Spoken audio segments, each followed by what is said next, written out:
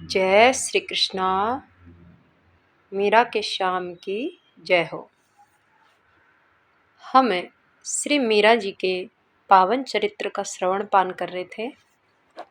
आज मीरा प्रसंग में हम आगे बढ़ते हैं। मीरा जी 34 वर्ष की आयु में चल रही है।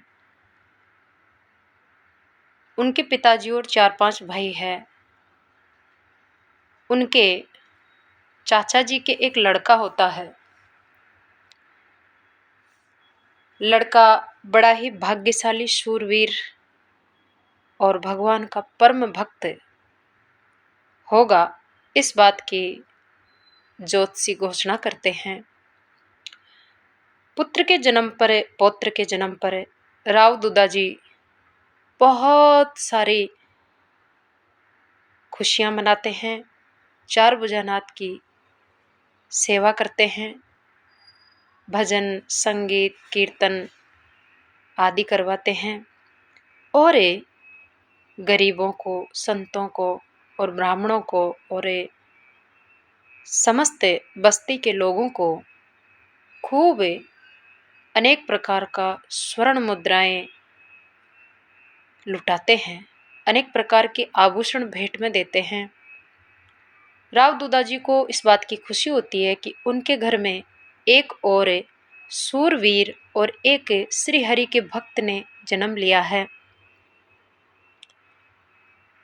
ज्योतिषाचार्य ने घोषणा की कि महाराज, ये आपका पोता भगवान श्री हरि का बहुत बड़ा भक्त होगा, मीरा के समान, और साथ ही साथ ये बहुत बड़ा वीर योद्धा भी होगा। अपनी जन्मभूमि की रक्षा करते हुए अपने प्राण त्याग देगा, पर शत्रुओं को पीठ दिखाकर पीछे नहीं हटेगा। इस प्रकार की घोषणा सुनकर के राव दूधा जी अति प्रसन्न होते हैं। धीरे धीरे जयमल बड़े होने लगे। एक दिन मीरा बालक जयमल को देखकर मीरा बहुत प्रसन्न होती है। जब दूधा जी उसको गोदी में लेकर बैठते तो मीरा उनसे लगकर घुटनों के समीप बैठ जाती। दूधा जी अथवा कोई भी संत जब भक्त या भगवान श्री हरि के चरित्र और भगवान की और भक्तों की महिमा सुनाते तो जयमल और मीरा दोनों ही बालक बड़े ध्यान लगा करके संतों की और भगवान की महिमा को सुनते। जयमल को जितना आनंद श्री हरि और हरि के भक्तों की कथा सुनने में आता था, उतना ही आनंद जयमल को सूरवीरों की गाथा सुनने में भी आता था। युद्ध वर्णन जब किसी के मुख से किसी योद्धा का या युद्ध का वर्णन सुनते तो सुनते सुनते उनको वीरता का जोश चढ़ जाता था, इतने छोटे से बचपन में, और वह हुंकार भर के हाथ में तलवार उठा लेते थे, लड़ने के लिए उछलकर खड़े हो जाते थे। अपने पौत्र के प्रश्न और चेष्टाएं देखकर राव दूधा जी बड़े प्रसन्न होते। वे कभी कभी चर्चा चलने पर कहते, जयमल हमारे वंश का अमूल्य अमूल्य रत्न है, ये एक बहुत विख्यात योद्धा होगा। इस प्रकार की भगवत चर्चा होने पर छोटी सी मीरा बड़े बड़े नयन भर आते। प्रभु के रूप, गुण, लीला, धाम, प्रभु की महिमा और भक्तों के चरित्र को सुन के, श्याम सुंदर की सुंदरता, उनके रूप गुणों को सुन करके मीरा के आंखों में आंसू भर आते थे। वह शरीर रोमांचित हो उठता था। जितने सुंदर मधुर वचन कीर्तन मीराबाई ने सीखे थे, जब वह गाती तो दूधा जी, मीराबाई जब अपने दादाजी के सामने जाकर ठाकुर जी के भजन कीर्तन गाने लगती तो राव दूधा जी की समाधि लग जाया करती थी। दूधा जी अपने शरीर की सुध बुध भूल जाया करते थे, क्योंकि मीरा के दादाजी राव दूधा भगवान 4 भुजानाथ के बहुत बड़े भक्त थे। नेत्रों की वर्षा उनका वक्ष भिगो देती थी। वे उसे, मीरा को बड़े प्यार से छाती से लगाकर लाड लडाने लगते। इस प्रकार से कुछ समय के बाद राव दूधाजी मीरा और मीरा जी के पिताजी रतन सिंह जी गुजरात में भगवान डाकोरनाथ के दर्शन करने के लिए जा रहे हैं। रास्ते में एक दिन एक रमणीय स्थान को देख करके राव दूधाजी कहते हैं कि सब लोग अपना आसन आज यहीं लगा लो, अपना डेरा। तो एक सुंदर सा स्थान जहाँ पर चारों तरफ पेड़ पौधे, एक सरोवर, एक नदी, पवित्र जगह देख करके सब लोग वहाँ रुक जाते हैं। जगह जगह जो है तंबू लगा लेते हैं और सब लोग अपने अपने तंबुओं में व्यवस्थित आराम करने लगते हैं। एक विशाल वट वृक्ष के नीचे तंबू और छौलदारियों की कनातें खींचकर बांध दी गई। उनमें सोने के शयन करने के लिए और अस्त्र शस्त्र, चौकियाँ, वस्त्र, भगवान की पूजा के उपकरण, ये सभी यथा योग्य जगह जगह सजा दिए गए। दूधाजी के सभी सेवक गण अपने अपने कार्यों में लगे हैं। कोई गर्म पानी कर रहा है, कोई उबटन बना रहा है, कोई तंबुओं में पहुंचकर कुछ और कार्य कर रहा है।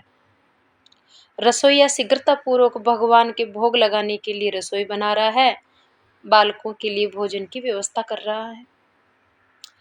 कई लोग हाथी घोड़े इनकी थकावटें दूर करने के लिए हल्दी, गुड़ आदि के लड्डू बना रहे हैं और हाथी घोड़ों को खिला रहे हैं, चारे पानी की व्यवस्था कर रहे हैं। बहुत से उनकी पीठ और पैरों की मालिश भी कर रहे हैं। राव दूधाजी और पुरोहित जी और अन्य सरदारों के साथ बातें करते हुए बाहर का दृश्य देख रहे थे। एक छोटे से पहाड़ की तलहटी में कल कल करती हुई स्वच्छ निर्मल शीतल धारा प्रवाहित हो रही थी, जहाँ पर हरी हरी घास, छोटे बड़े हरे हरे पेड़ पौधे से वह आच्छादित हो रहा था। राव दूधाजी के भक्त हृदय में भाव तरंगे उठने लगी, क्योंकि मीराबाई के जो दादाजी है वो चार भुजानाथ के भक्त है। उनका हृदय भावुक है और वो ऐसा सुंदर कलकल करती हुई वो पावन नदी का दृश्य देखते ही राव दूधाजी के हृदय में भावना आई कि जैसे ये तो पावन वृंदावन है। यही तो कहीं मेरे हृदय सर्व से गाय चराते होंगे, कहीं सखाओं के साथ खेलते होंगे, कहीं यमुना में जल क्रीड़ा कर रहे होंगे, कहीं मेरे प्रभु बंसी बजा रहे होंगे। इस प्रकार के विचार राव दूधाजी के हृदय में उस नदी को देखकर, दृश्य को देखकर जग रहे थे। दूधाजी की दृष्टि खो गई थी। उनको वहां पर वृंदावन के दर्शन हो रहे थे और आसपास बैठे राजपुरुष, क्योंकि दूधाजी के साथ और भी तो राजपुरुष उनके साथ में थे, आचार्य जी उनके साथ में थे, तो उनके पास बैठे हुए राजपुरुष और सभी आश्चर्य से देख रहे थे कि दूधाजी की इतनी गहरी भक्ति को देखकर, कैसी गहरी भक्ति थी।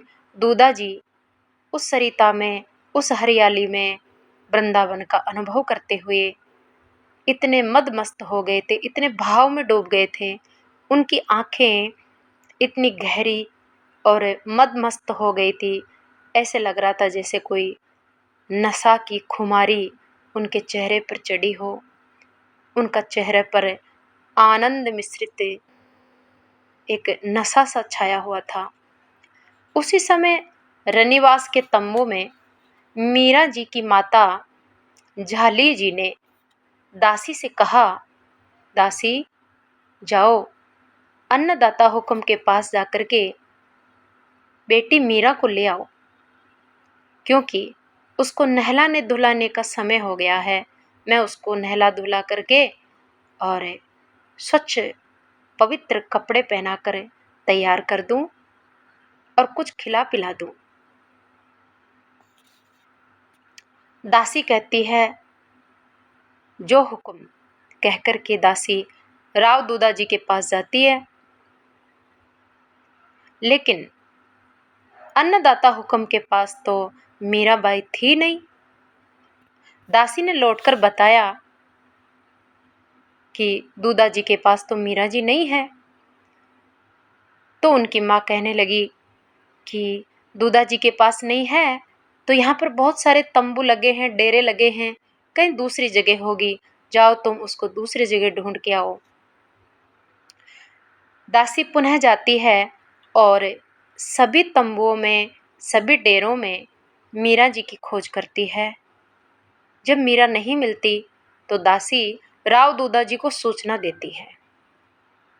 चारों ओर घबराहट फैल जाती है। सभी लोग दौड़ दौड़ कर चारों तरफ ढूंढने लगते हैं, पर मीरा नहीं मिल रही है।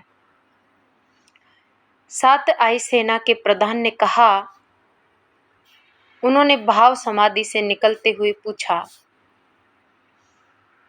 जब प्रधान ने राव दूधा जी से कहा, मीरा के बारे में सूचना दी कि मीरा नहीं मिल रही है, तो उस समय राव दूधा जी वृंदावन का अनुभव करते हुए समाधि में डूब गए थे।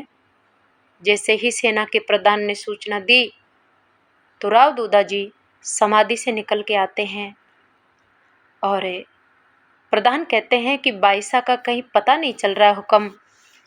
उनसे सिर झुकाते हुए निवेदन किया, आसपास ही कहीं होगी ना, चलो हम ढूंढते हैं, तुम अपना काम देखो, ऐसा कह दिया। सेवक और कुछ सैनिक चारों ओर फैल जाते हैं। नायक ने हाथ जोड़े हुए कहा, पुरोहित जी, और दो उमरावों के साथ राव दूधा जी सीधे सरिता तट की ओर चले। जी चाहता है कि पुरोहित जी यही एक पर्ण कुटी बना लूं और भजन करूं। राव दूधा जी ने कहा। चौंक कर पुरोहित जी बोले, जी महाराज, क्या सोच रहे थे महाराज? दूधा जी हंस पड़े हैं। दूधा जी सोच रहे थे ये बात कि यहीं पर कुटिया बना करके भजन करूं, ऐसा मन कर रहा है उस नदी को देख के। बाईसा ऐसे कहाँ पधार गई होगी? और क्या महाराज? दूधा जी ने पूछा। कुछ नहीं महाराज, ऐसे सुंदर स्थल किसी संत के दर्शन हो जाते तो समय और यात्रा दोनों ही सफल हो जाती। देखिए, उस सुंदर पवित्र जगह को देख करके सभी के लोगों के हृदय में भगवान का सुमिरन हो रहा है और किसी संत का दर्शन करने की भी उनको इच्छा हो रही है। क्या इन लोगों को संत का दर्शन होगा? बिल्कुल होगा।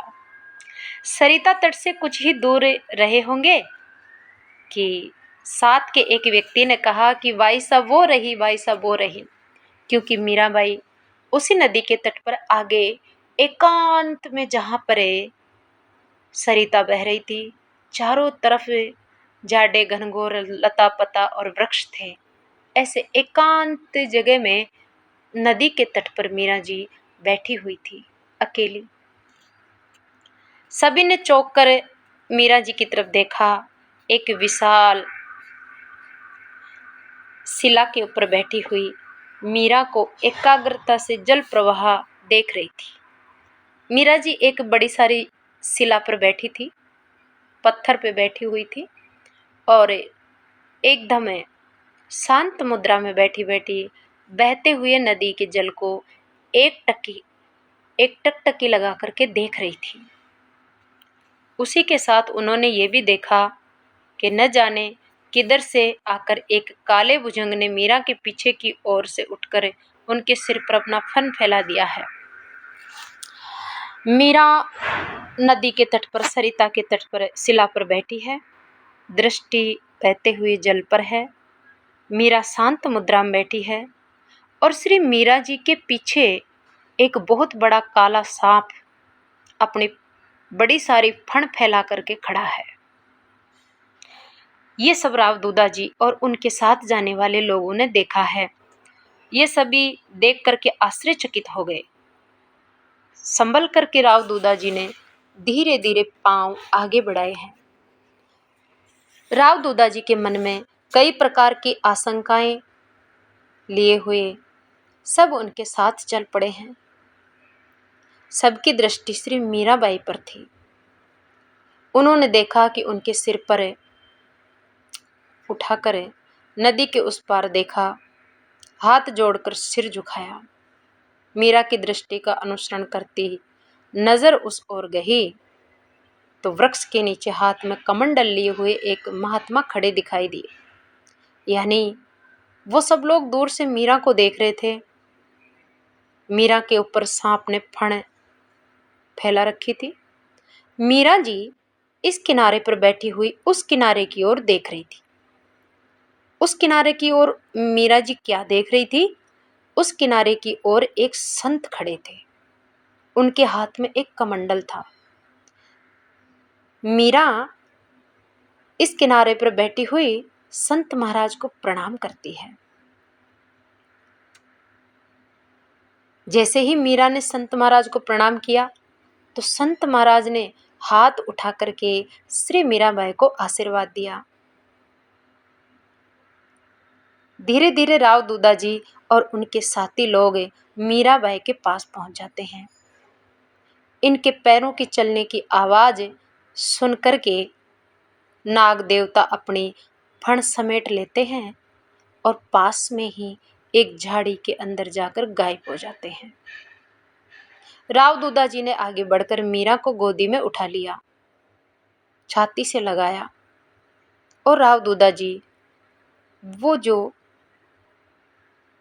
थोड़ी दूर पर संत महाराज बैठे थे, राव दूधा जी अपनी लाडली प्यारी सी नन्ही सी मीरा को गोदी में लेकर के राव दूधा जी उस महात्मा संत की ओर चल पड़े। नदी अधिक गहरी नहीं थी, इसलिए नदी में पानी कमर कमर तक ही बह रहा था। इसलिए राव दूधा जी मीरा जी को लेकर के पानी को पार करते हुए और संत के पास पहुंच जाते हैं। जाकर के प्रणाम करते हैं। आने से पहले उन्होंने एक व्यक्ति को विश्राम स्थल पर भेज दिया था कि मीरा मिल गई है, इसलिए कोई भी चिंता ना करें और इधर उधर अब मीरा को खोजने और ढूंढने के लिए ना जाए। इस प्रकार से महात्मा जो थे वो पेड़ के नीचे बैठे हुए थे। मीराबाई जाकर महात्मा को प्रणाम करती है। महात्मा हाथ उठा करके मीराबाई के सर पर रखते हुए कहते हैं, क्या नाम है वत्से? बेटी क्या नाम है आपका? मीरा अपना परिचय देती है। मैं राठौड़ों की दूधावत शाखा में उत्पन्न हुई मीरा हूं महाराज। इतनी छोटी सी बालिका के मुख से ऐसे सुंदर और शालीन उत्तर सुनकर के संत महाराज बड़े प्रसन्न हुए। उन्होंने राव दूधा जी की ओर संकेत करके पूछा। संत महाराज राव दूधा जी से पूछने लगे, मीरा से पूछे, ये कौन है? तुम्हारे क्या लगते हैं ये? मीराबाई स्थिर दृष्टि से संत की ओर देखने लगी और फिर हाथ जोड़कर बोली, ये तो मेरे शरीर के पितामह है, दूधाजी राठौड़ है इनका नाम प्रभु। मीरा जी ने अपने दादाजी का परिचय दिया। बहुत सौभाग्यशाली है आप कि ऐसी पोती आपकी गोद में आपने पाई है। संत ने कहा दूधाजी से, संतों की प्रभु की कृपा ही मानो सदैव हुई है। दूधाजी ने हाथ जोड़ मस्तक झुकाते हुए कहा। दूधाजी ने अपनी यात्रा का उद्देश्य निवेदन करते हुए डेरे पर पधार कर प्रसाद पाने की प्रार्थना की और वह स्वीकृत हुई। राव दूधा जी ने संत से कहा कि महाराज आप हमारे डेरे पर चलिए, हमारे तंबू में चलिए और कुछ प्रसाद पाइए। संत राव दूधाजी के इस निमंत्रण को स्वीकार कर लेते हैं। भोजन विश्राम के बाद डेरे पर आते हैं, भोजन करते हैं और भोजन करने के बाद फिर वापस से चर्चा होने लगती है। ये संत महाराष्ट्र के प्रसिद्ध योगी श्री निवृत्तिनाथ है। आप लोगों को पता होगा संत निवृत्तिनाथ कौन है। महाराष्ट्र में 4 भाई बहन का जन्म हुआ, जिनमें संत ज्ञानेश्वर, निवृत्तिनाथ और सोपान देव और उनकी बहन मुक्ताबाई, ये चारों ही बहुत बड़े महापुरुष, सिद्ध योगी और सन्यासी हुए हैं। इन चारों का नाम पूरी भारत भूमि नहीं, पूरे विश्व में प्रसिद्ध है। संत ज्ञानेश्वर जी के भाई है, बड़े भाई हैं निवृत्तिनाथ। ये चारों ही सामान्य जीव नहीं है, ये चारों ही भगवान के अंश से प्रकट हुए हैं। हमारे जैसे धरती के अज्ञानी लोगों को भगवान की ओर जोड़ने के लिए, ज्ञान, भक्ति, वैराग्य का प्रचार प्रसार करने के लिए स्वयं भगवान ही इन चारों संतों के रूप में, मुक्ताबाई के रूप में स्वयं योग माया ने ही जन्म लिया था। तो इनमें जो संत ज्ञानेश्वर जी हैं, वो तो भगवान श्री कृष्ण के अंश से पैदा हुए थे और श्री निवृत्तिनाथ जी है, ये भगवान शंकर के अंश से आए थे। तो आज श्री मीराबाई के दादाजी को महाराष्ट्र के महान प्रसिद्ध योगी श्री निवृत्तिनाथ जी का दर्शन हुआ है। निवेदन करने पर संत निवृत्तिनाथ राव दूधाजी के डेरे में आ चुके हैं। परिचय पाकर दूधाजी बहुत ही प्रसन्न और हर्षित हुए। उन्होंने सत्संग में भाग लेने के लिए पुनः मीरा को बुलाया। अब राव दूधाजी महान योगी श्री निवृत्तिनाथ जी से आध्यात्मिक प्रश्न चर्चा करने जा रहे हैं। सत्संग चालू हो रहा है।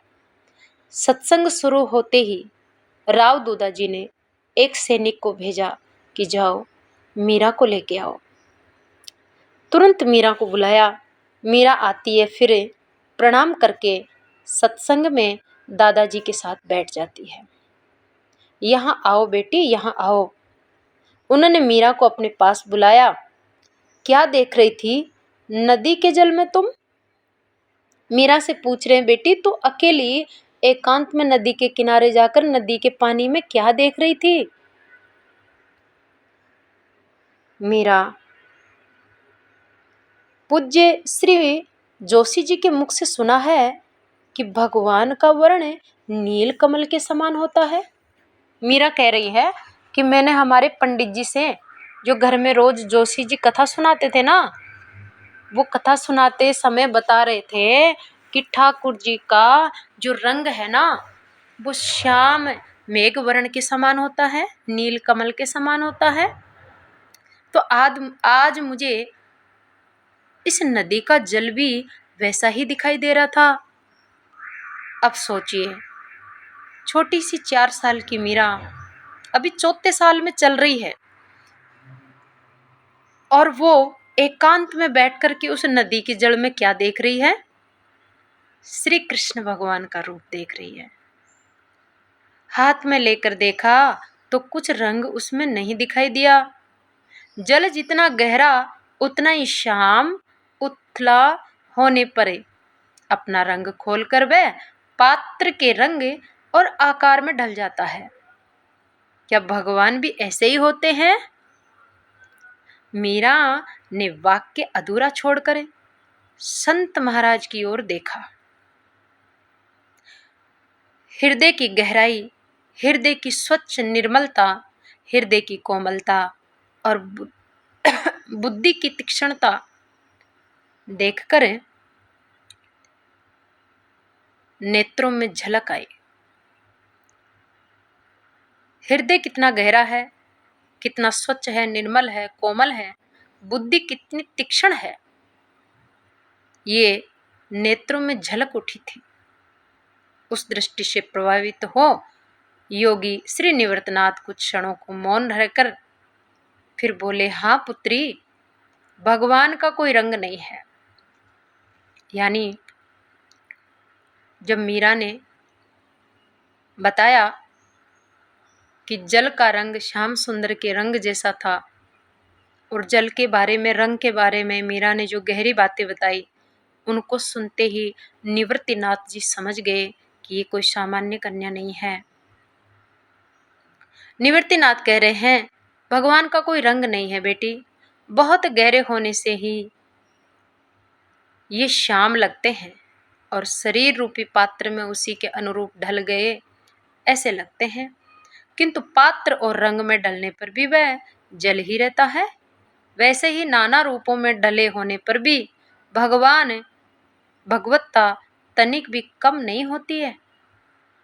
निवृत्तिनाथ जी कहना चाहते हैं कि भगवान चाहे कैसे अवतार ले, कितने रूप बनाए, कैसे आकार बनाए, ऐसा होने से भगवान की भगवत्ता में कमी नहीं आती है। जल के श्याम होने का एक कारण यह भी है बेटी कि उसमें आकाश का प्रतिबिंब दिखाई देता है। मीरा ने पूछा कि जल नीला क्यों दिखाई देता है? तो संत निवृत्तिनाथ ने उत्तर दिया कि बेटी, उसमें आकाश का रंग दिखाई देता है, उसमें आकाश का प्रतिबिंब दिखता है। तो गहराई कुछ नहीं? मीरा ने पूछा, तो गहराई कुछ नहीं? नहीं बेटी, मुख्य बात तो यही है, किंतु गगन के प्रतिबिंब को भी तो नकारा नहीं जा सकता ना। संत चकित होकर मीरा जी का मुख निहारने लगे। एक संत से योग आसन भी सीख रही थी। राव दूदा जी ने कहा संत निवृत्तिनाथ से कि मीरा अभी कुछ समय से मेड़ता में एक संत से योग विद्या सीख रही है। इसके गुरु का कहना है कि मुझे जितना आता है उतना तो मैंने इसको सिखा दिया है, अब तो इसको कोई बड़ा अष्टांग योगी मिल जाए तो उनसे योग के लिए आगे की शिक्षा इसको दिलाइए दूदा जी। अष्टांग योग के ज्ञाता से शिक्षा दिलाई जाए। वे जितना जानते थे उतना तो इसको सिखा चुके हैं महाराज। इसी प्रकार से संगीत की शिक्षा भी पाई है। दोनों ही गुरु किसी उच्च कोटि के शिक्षकों को ढूंढने की राय देकर विदा हो गए हैं।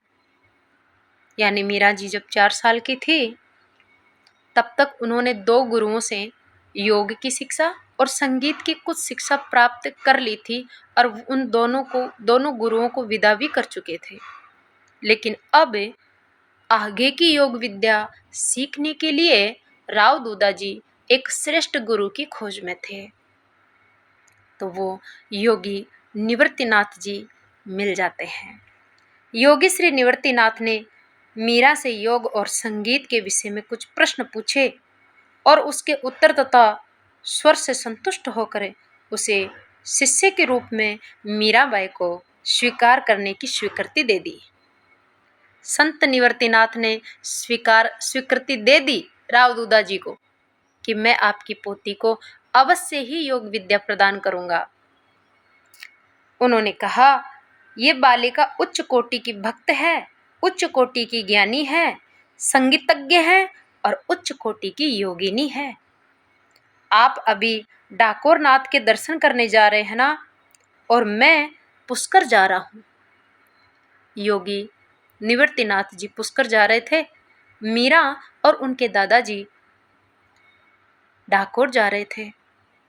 यदि आपके लौटने तक मैं पुष्कर रहा तो प्रभु की इच्छा से अवश्य ही जो गुरुजी की कृपा से मुझे प्राप्त हुआ है वह मैं मीरा को अवश्य ही ज्ञान प्रदान करूंगा। बाबू साहब, हम डाकोर क्यों जा रहे हैं? भगवान के दर्शन करने बेटी। तो इस प्रकार से कहकर के स्वीकृति देके योगी निवृत्तिनाथ जी पुष्कर की तरफ आ जाते हैं। राव दूदा जी, मीरा और सबको लेकर डाकोर भगवान के दर्शन करने के लिए गुजरात की ओर आगे प्रस्थान करते हैं। मीरा प्रश्न पूछ रही है, दादा हम डाकोर भगवान के दर्शन करने क्यों जा रहे हैं? इसका उत्तर अब हम अगले वीडियो में प्राप्त करेंगे। जय जय श्री श्याम सुंदर, मीरा के श्याम की जय हो।